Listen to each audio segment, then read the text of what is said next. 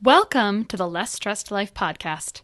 This is your host, Krista Bigler, private practice integrative nutritionist, helping people across the U.S. reverse digestive issues, eczema, and autoimmunity via phone and video consult. To learn more, visit lessstressednutrition.com. Now, on to the show.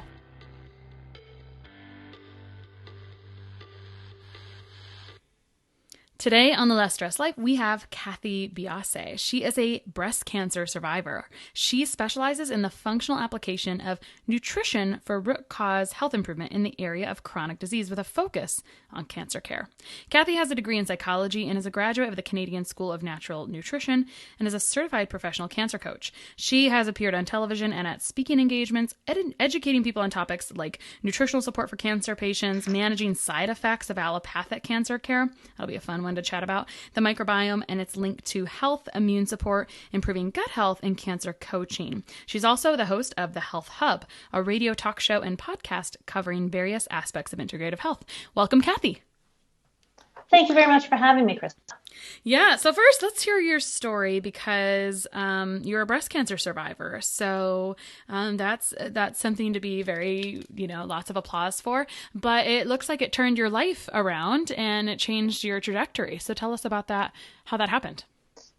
It did. I initially, my career path, I worked on Bay Street in Toronto, so that's our financial district. And then moved into working with my father, who was also a big player on Bay Street. So I did that. And as my father's health declined, we closed down the business. And within a few months after that, I was diagnosed with breast cancer. So timing wise, it's never a great time, but timing wise, it was in a period of my life where it was almost transitional. I have 4 kids in my family and my husband, and they were getting to that stage in life where they didn't need me as much. So after I went through my treatment, it took me a year. I was diagnosed with ER/PR breast cancer, ER/PR positive breast cancer. I went through allopathic as well as integrative care. And I think where I really got my footing in this industry that I am in now was seeing how I did integrating nutrition, certain lifestyle aspects, exercise, along with my allopathic care, and seeing how other people who really didn't consider integrative health, it was quite a dichotomy I found. And I just felt, I think when you go through cancer, a lot of us who have survived cancer are grateful and want to try and do something. There's a group of us who want to sort of give back. And my way was trying to make the movement towards integrative cancer care. So I went to school. I got a real footing in nutrition and nutrition oncology. I became a professional cancer coach, the National Association of Professional Cancer Coaches, and started working with an integrative naturopathic doctor whose specialty is in the oncology side. And then from there, I just started. I'm always a student. I continue to learn. I continue to read. I leave my mind open to different things. I try and base everything I do on scientific research. And that's how, that's in a nutshell, that's my story. So right now, clinically, I'm working in a naturopathic oncology setting, working with active cancer patients for the most part on nutrition and lifestyle coordination with their medical care. I have a couple questions for you that came up during that story. Do you think that the possible high stress stakes of, I think you said you were in business with maybe your family or something, and then you had stopped that business and right after you got cancer, do you think that the stress of that had an influence in the diagnosis or whatnot? I'm also curious to know, what were the symptoms that you were experiencing, if any, prior to your diagnosis? And then I want to talk about that dichotomy of integrative versus just straight allopathic care, but I'll start with the stress and the other question first. Absolutely. the doctors generally say, look, it takes about 8 years before you can actually feel a lump. And if I look back over 8 years, I didn't have traumatic stress. I had the stress of a mother of four who was wanting to make sure that everything was perfect. My kids were very active, and definitely being in the financial industry was tough. I think watching my father's health decline was also very difficult. But I think that stress in all of its forms has implication in not just cancer, but in all disease. I definitely feel, looking back, after I had my daughter, I gained more weight. I was always quite slim, and I gained probably 15 pounds.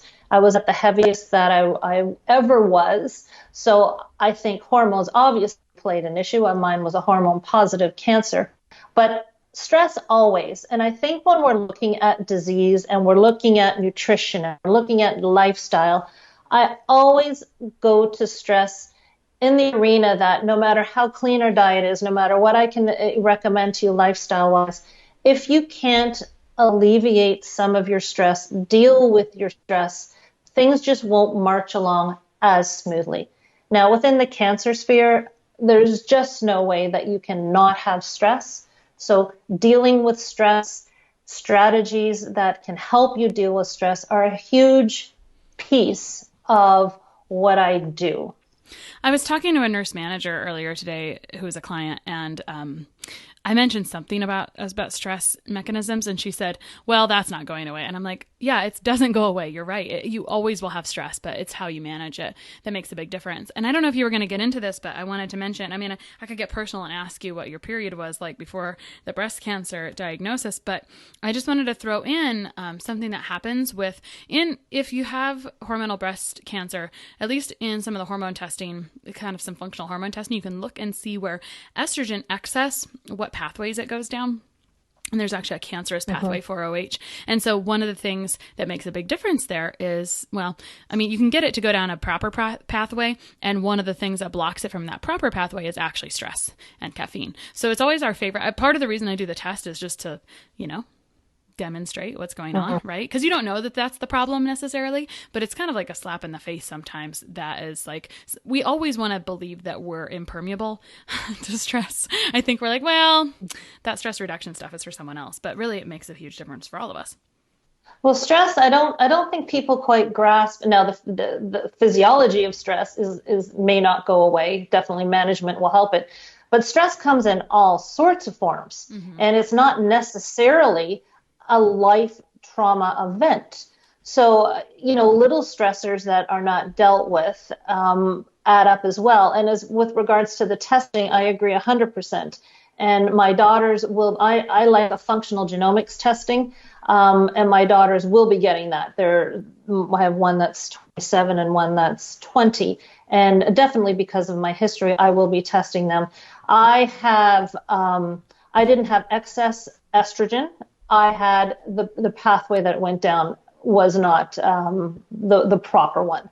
So there are nutrients that, if you know this ahead of time, if this is your makeup, that you can work with what your body is doing and help to improve on areas that are perhaps a weakness for you. I think we all have weaknesses, and mine manifested in cancer. Right. So 100% I agree. And stress, science has even demonstrated that period of time between a diagnosis and sort of wrapping your head around things, that's a very important time, because when you're stressed, your immune system is taxed. So all of these things play into, a lot of people, I always like to make a little mention of the fact that I like the term integrative health, because I think that the marriage between things that we can do within our lives coupled with the medical system is a brilliant combination. And the integrative approach can really help with all of what you're trying to do medically. And this is key for me. And stress, we can also test through functional genomics. We can test certain things like dopamine clearing, dopamine receptors. So if we know ahead of time that someone maybe have a proclivity to not handling stress well, then we're also attuned to that. So yeah, stress is a huge, huge piece. There are many pieces in a cancer diagnosis. Right. I love how you mentioned that about integrative, because I kind of had that same conversation with someone yesterday. And I think another definition of integrative could be plays well with medicine or augments medicine very well. It improves it. And actually that links into the other question I had from your story, which was, you said those that were embracing integrative care, they were at a large difference or dichotomy from those that were not complementing their care with extra pieces. Are you saying that those that did not work on stress management and nutrition as part of their care did not seem to do as well as those who did? Or would you like to explain that more? I talked to a few people. When you're sitting around waiting for chemotherapy and you're waiting for radiation, you have a chance to talk to a lot of people that are going through the same thing. And, many people can't get through treatments. Chemotherapy comes in many shapes and sizes, many different types of medications. So, I can't equate 100% what I did versus what they didn't do. And I didn't get on a personal level with all of them. I just know that what I did, my blood work, like physiological things, testing that came, everything tested well for me. I believe that it put me in a place to get through my treatments and to recover from them.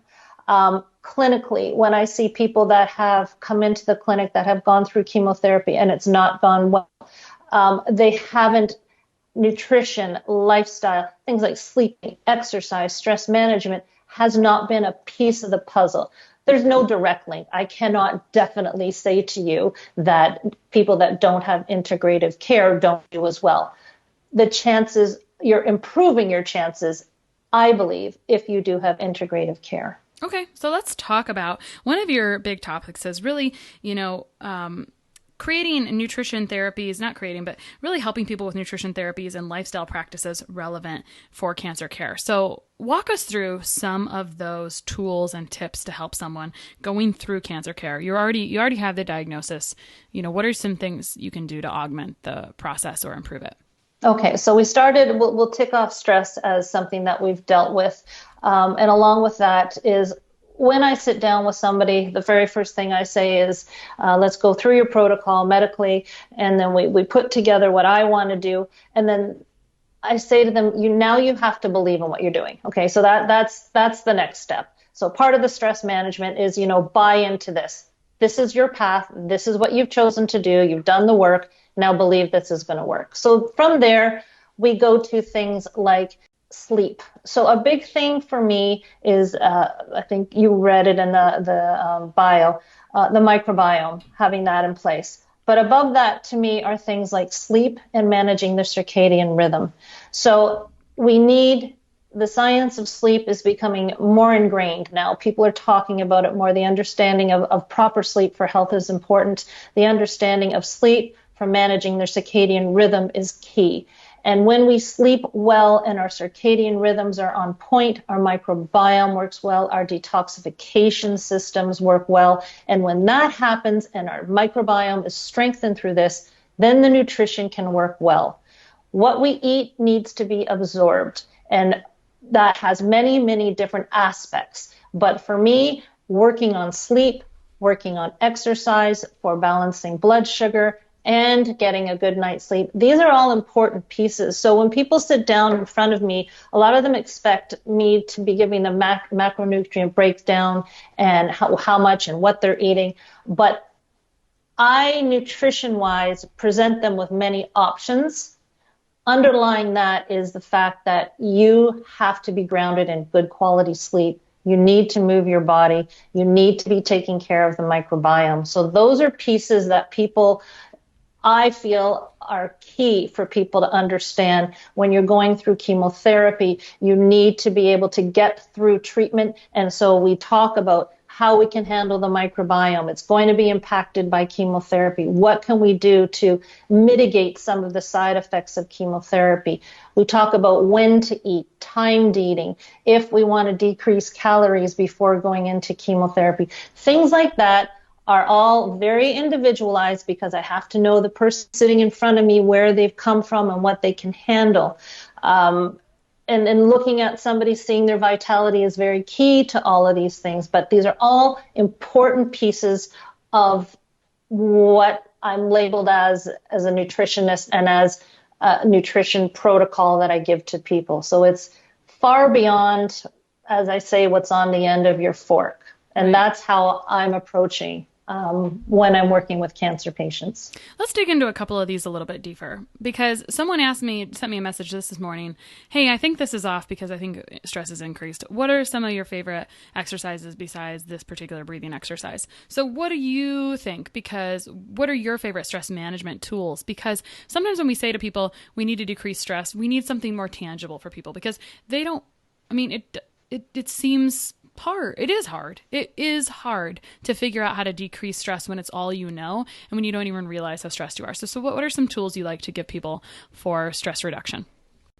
As mentioned, making sure that people are educated within their protocol, so that within the cancer sphere we're talking, their stress will be relieved when they're buying into what they're doing, when they're confident that their chemotherapy will work, that everything we're doing will work, will move them in the right direction. That's a big stress relief to them. Understanding that exercise is important. I asked them first, what do they do on a normal day? Before you had your diagnosis, what did you do for enjoyment? And that varies with everybody. Some people walk, some people meditate, some people like to go to movies. Music is helpful. Exercise is always key. And again, back to sleep again. Those are all two big pieces of reducing your stress on your body, your physiological stress. Exercise, I always like to recommend to people. And that will vary depending on their vitality. Some people are still able to continue with a proper, or not a proper, but their regular exercise routine. We will talk about stress on the body, about not overdoing things. Exercising, even if someone is bound to a seated position. We'll talk about stretching. We'll talk about, blood viscosity, getting things moving. So that all helps physiologically to reduce stress.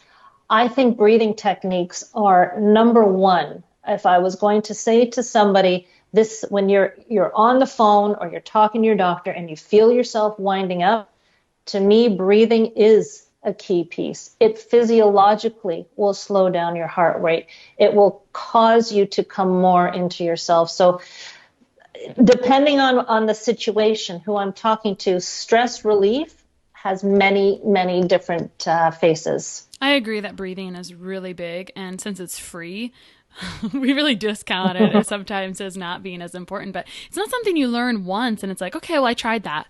Like, no, you can actually dig in. This is why yogis, they kind of have it figured out, because there's so many versions and there's like techniques and but it can be very, very simple too. Like, so at the beginning it's simple, but you can dive into that deeply. For me, figuring out stress relief was doing, like, being fooled into breathing every day by yoga and realizing after the fact, like, oh, that was really beneficial. Like, I cannot believe how much more zen I am. Right. Well, 100%. And it's getting people to try things. Not everybody can meditate. I mean, that's just the way it is. We can't all meditate. Some people don't like to do it. So just try and breathe. And I think that is, I can't get into the supplement area within cancer care because, especially when I'm talking on general terms, there's no supplement that I would recommend going through chemotherapy. I mean, that I can recommend on a mass basis. Again, this is an individual thing, but generally speaking, I try and stay away from things like that because you need to be able to manage your stress somehow. We don't want to mask it. We want you to face it and we want you to deal with it. If you have a cancer diagnosis, you can't run away from it. You need to face it straight on. You don't have to, run headlong into it. You can, I actually just posted something. Sometimes in life, the gentleness is what will help us relieve some of the difficulties. So It really is so dependent on who's sitting in front of me. But if I had to give you a number one answer, I would say in the spur of the moment, breathing techniques are key. Talk to me about what happens when people don't sleep in cancer. What physiologically unravels? Well, physiologically, I mean, sleep time is the most important period of time for us to repair and detoxify. So if someone is going through cancer treatments, chemotherapy, radiation, this is the period of time that your body will use to repair and detoxify anything that has been taken into your system. We want the chemotherapy to come in, do its job, and then we want it to be detoxified out. When you're not sleeping properly, when you're ignoring the cues for light and dark, exercise, timing of eating, as I mentioned earlier, your circadian rhythms get bunged up. Our cells have circadian rhythms, our organs have circadian rhythms. Liver, I use liver often as an example. During the day, we want the liver to be on point to be a digestive mechanism. At nighttime, we want this liver to be involved in detoxification. So attending to proper sleep, making sure you're in a dark room, making sure you're in a cool room, getting yourself into routine, your body will read cues. And that's one of the first things that I will tell somebody to do. I'm not sleeping. I go to bed at the same time. I just can't sleep. Change up those cues. So if someone was brushing their teeth, reading, saying their prayers, going to bed, change that up a bit. Change up the order. Do something different. Tell your body to adapt.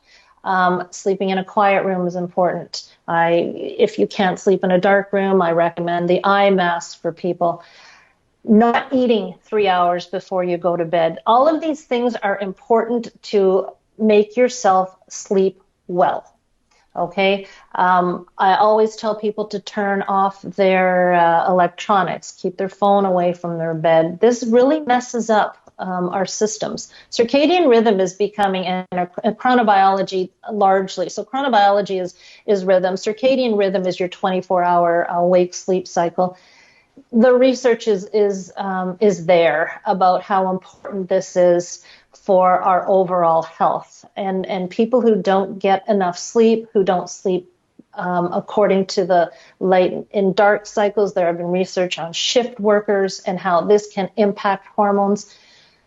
Again, hormones, bringing that up, they're all greatly impacted if you're not sleeping properly. Everything just is not functioning well if you're not sleeping. It's not just a matter of fatigue. There are huge physiological encumbrances that we put upon ourselves if we're not getting proper sleep. I agree. How about, you talked about detoxification and how sleep is an important piece of detoxification. Let's talk about general detoxification in cancer care. How do you encourage people to support that generally?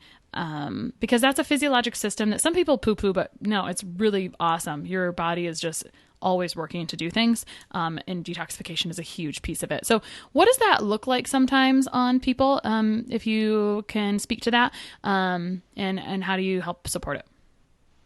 Okay, so I'm sure you know all the detoxification systems in our body. When I'm speaking to someone, again, I have to monitor how much information I'm actually giving them versus what I'm wanting to see go on. Skincare is big.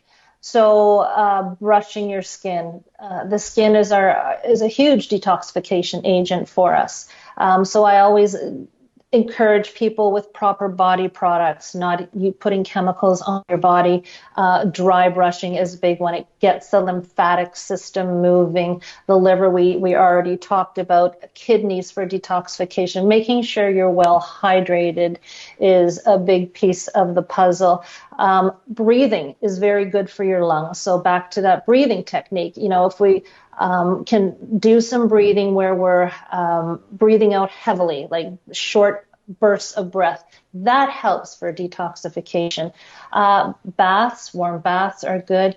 We have to stay away from, when you're going through chemotherapy, when you're going through radiation, we want the body to be detoxifying naturally. We're not trying to impose detoxification in the body through things like saunas. Saunas are amazing. And I fully back the research behind it, but saunas have a place when we're going into the prevention care after treatments. We want to support the natural body's tendencies to detoxify. So again, we're supporting the microbiome. That's a big piece of detoxification. And we're doing this with sleep and food.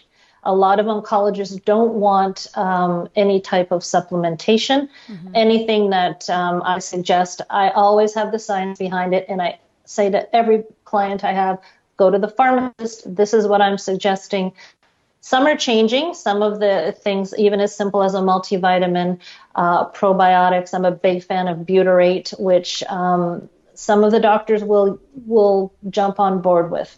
But if not, that's fine. We do it all with food, with being outside, taking deep breaths, detoxifying the home, not using plastics, not using saran wrap, even things like shower curtains. If you can take a plastic one down and replace it with a hemp one. All of these things are helping detoxification. They're also helping to reduce inflammation. And although you may not see right away the benefits of doing these things over time, it works and it's helpful and it helps to reduce that inflammation. When we have our inflammation reduced, our immune system more on point to helping to fight the disease that we want it to fight. I like the things you mentioned there. It was really bring less crap in and you have less crap to take out. That's really, I don't think we always think about that all the time. And I want to put a finger on one thing. You were talking about breath there. Just think about this. Air is the thing that you consume the most of. So when we think about what we consume the most of, it's really air. And so keeping that, like being conscious of that and being aware of that is a good point. So I like that. That's good. I'll encourage plants, different plants that people can have in the house to help detoxify the air, salt lamps.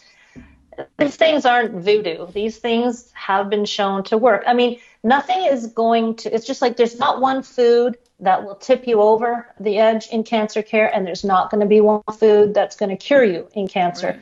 It's accumulation of all of these things that are going to put you in your best position to fight a cancer diagnosis. Yeah, I like it.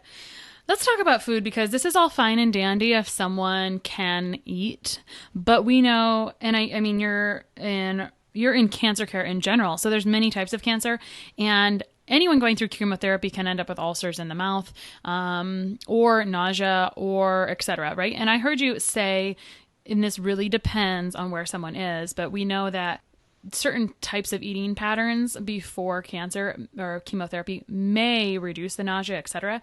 What are your tips for people? What if you can't eat very well, right? Or how do you help people get in what they need in? What are your thoughts around this? Are you speaking of like somebody's going through chemotherapy and does not feel well in Sure. that instance? Yeah, let's talk about that. Mm-hmm. So bone broth is a big one. We'll talk about what I encourage people to have before what I encourage them not to have or do. So if you're not feeling well, I need you to pay attention to what you can eat. I can't tell you what will be accepted by your body. I can give you suggestions. Bone broth is key. I always tell people to take bone broth with them when they're going to chemotherapy, to sip on it. It's wonderful. Juices, I think, are very important. And these are vegetable-based juices. We want to stay away from juicing a lot of fruit because that will spike blood sugar. We don't want to do that. But going down the path with them, and it's a very back and forth thing of what they feel they can eat. Some people feel that they want meat for whatever reason when they're going through chemotherapy. To me, that's your body calling out. Maybe your body needs a little bit more protein than you're taking in. So if that is something, I'm not a professor of vegetarianism as key. I believe in a whole foods, plant-based diet. But I have seen that some people do need to have, at some periods of time, meat in their diet. And if that's what they need, then you know what? When you're going through this, food, and stepping back a little bit, food is, yes, a piece of your cancer protocol, but it is also something that we want to enjoy. Mm-hmm. And I think that we can get caught up in, you must eat this, you must have that, aloe vera is good for your gut. And then it becomes just another piece of a protocol. But And stress. I have seen, yes, I have seen so many times people say, I don't want to eat that. I'm not eating. I had a man come in and say, I'm not eating anything green anymore. I'm done with it. Well, then you're adding a whole different stress onto this person, right? So I'll encourage, as I said, I'll encourage people to eat foods. Whey protein powder, I love going into chemotherapy. But they have to tell me what they feel like. Now, and we're talking within a whole foods diet here. If someone says to me, I'm dying for this Kit Kat, well, I'm not going to be as generous with that. If you're dying for Kit Kat, let's find out why. Let's figure out and let's plump your diet up a bit more. Dispelling myths, I think, is huge. What I feel are myths. Some people have told me that they're not eating any fruit because of sugar, and I think that is a huge mistake. I think that all whole foods are a part of a diet. Rotating foods is important.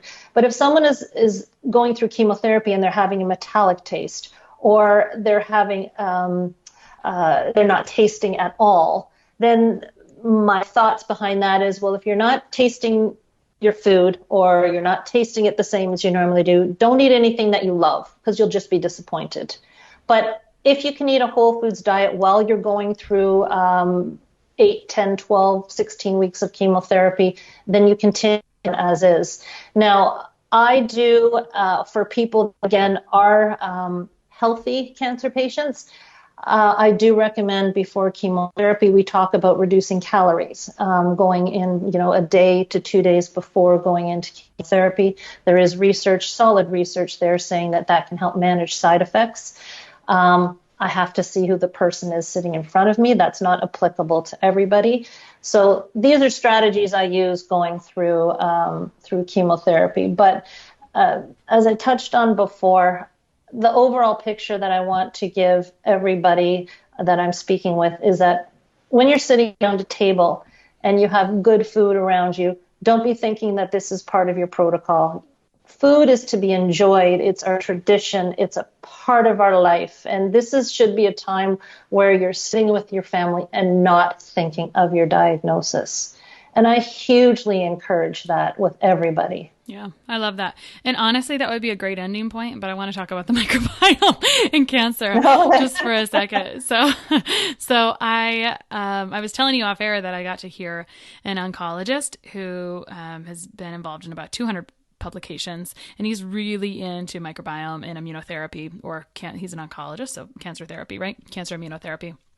I'm actually looking at some of his slides right now, and a couple papers from 2018, one from AMED and one because I wanted to make sure I was getting this pretty correct. And we'll have him come on and talk about it a little bit more because I think this is kind of cool. He just said he really begs people and he begs providers not to prescribe antibiotics right before immunotherapy if it can be avoided, because it reduces the efficacy or the success rates by half, is what he said. So that's a big statement. I don't have to back it. I mean, I'm looking at the studies and trying to read the charts properly, but that was when you say a statement like that, it just kind of burns into your brain a little bit. What do you see with the microbiome and cancer therapy? How do you see it play into things? And what do you want to say about that? There have been studies within melanoma cancer care and with immunotherapies that have come out showing that the makeup of your microbiome can greatly impact the efficacy of the medication being given and the therapy given. Mm-hmm. So that's very important. Now, when we're talking about the microbiome, we're talking about strains, and we're talking about this is what they're doing in their research. They're pulling out strains and they're showing how certain strains seem to be supportive within this particular melanoma arena we're talking about, seem to be, the makeup of the microbiome of patient A seemed to greatly affect the efficacy of the immunotherapy versus the makeup of the microbiome of patient B, whose microbiome was not as, we'll call it positive for this the immune therapy, and therefore didn't work as well. So this is the way things are going. Thousands and thousands and thousands of studies are being done now, and they're pulling apart strains, and they're trying to see which strains seem to do well within cancer care, which, in a breast cancer patient, a particular chemotherapy, is it working well because their microbiome consists of X, Y, and Z, and is it not working well because, this patient's microbiome is ABC. So this is where sort of the research is going. But I'm not a doctor and I'm not a scientist. I read the research, and then I'm sitting in front of somebody who is really not caring too much about what this study showed, except the fact that I'll say to them what the overall microbiome does for health.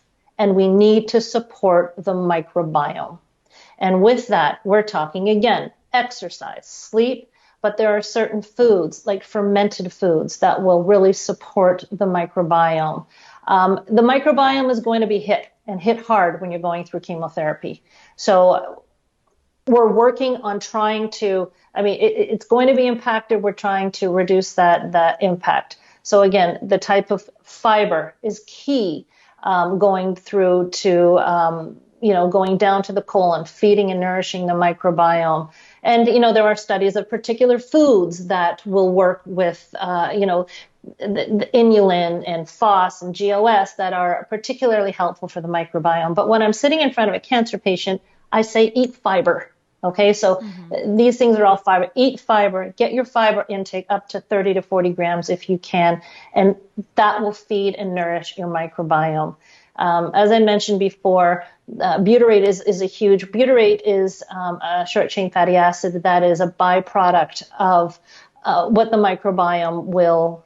It's a metabolite, basically, and that nourishes the mucosal lining of the colon. And I like butyrate because I like the supplement butyrate because it is the end product, and we're not requesting the microbiome to do that for us. So because the impact of cancer care can impact what the microbiome can produce, I like that.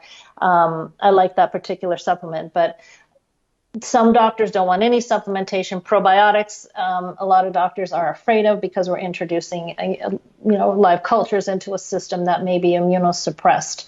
But again, supporting with fruits and vegetables, phytonutrients that the microbiome will transform into very bioactive nutrients for our system. This is how I'm talking to people about the microbiome. They don't particularly want to know which strain. It's not really within their wheelhouse, and I can't keep up with it myself. Let me know, call a spade a spade. I can't keep up with all the research. I know what the impact of the microbiome is. I know its importance for the body, and I know how important it is for us to support that so that we can get our inflammation down, keep our immune system on track, and get important nutrients from a healthier microbiome. Yeah, I love butyrate. It's like the body's natural mechanism to heal itself sometimes when it's able to make its own, but it does need quality fiber, good bacteria, and the fiber feed the good bacteria. So thank you, Cathy. Where can people find you online? My website is cathybiase.com. I'm on Twitter, Facebook, Instagram. And yeah, all the information is right there. And it'll be in the show notes. Her last name is spelled Biase, Cathy with a C. Yes. You also have a free ebook, Natural Strategies for Preparing and Dealing with the Side Effects of Cancer Treatment. Sounds very useful for the right people, right? Is that on your website? It is. It is on the website. You can download it there. It's a freebie, and it's a labor of love. It's a labor of love. Yeah, aren't they all? Wonderful. Thank you so much for coming on and sharing this labor of love, your passion with us. I can only imagine that how helpful it is, and hopefully those listening will share it with someone they love. Thank you, Krista. Thank you for having me. I really appreciate it. One of the best gifts you could give us at the Less Stress Life is your feedback. We are paid in podcast reviews. If you enjoyed this or any other episode, please leave us a review. In the iTunes store or from your podcast app, just search for Less Stress Life as if you're not already subscribed. Click on the banana face image, scroll to the bottom where it shows the text of other reviews, and write a review. While you're there, hey, make sure you hit subscribe. For Android or Stitcher users, you gotta go to the the desktop site and search for Less Stress Life, and then scroll down to leave a review. Stitcher doesn't load Apple reviews on their site, so if you want, you can leave a review in both places. Your feedback means a lot to the success of the show. Thanks so much for taking the time to do that. You rock.